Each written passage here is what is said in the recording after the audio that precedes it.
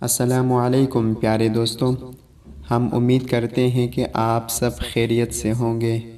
ہماری دعا ہے کہ اللہ تعالیٰ آپ کو خیر و عافیت سے رکھے۔ دوستوں، آج میں آپ کو حضرت محمد صلی اللہ علیہ وسلم کی دو پیاری حدیث آپ کے سامنے پیش کروں گا۔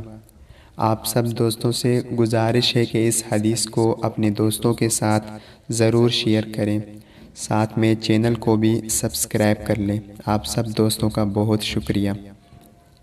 بسم اللہ الرحمن الرحیم۔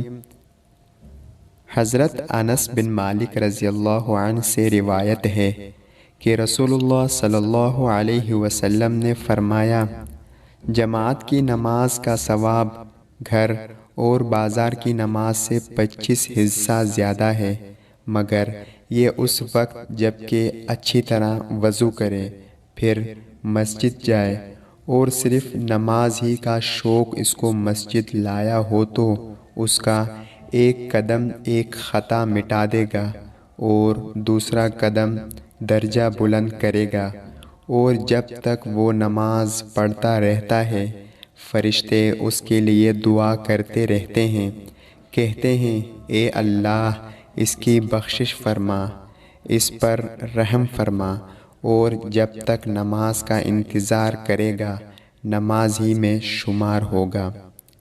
حضرت محمد صلی اللہ علیہ وسلم نے فرمایا، بندے کو قیامت کے دن جب اس کا اعمال نامہ دیا جائے گا تب اس میں ایسی نیکیاں لکھی ہوں گی جو اس نے کبھی نہیں کی ہوں گی۔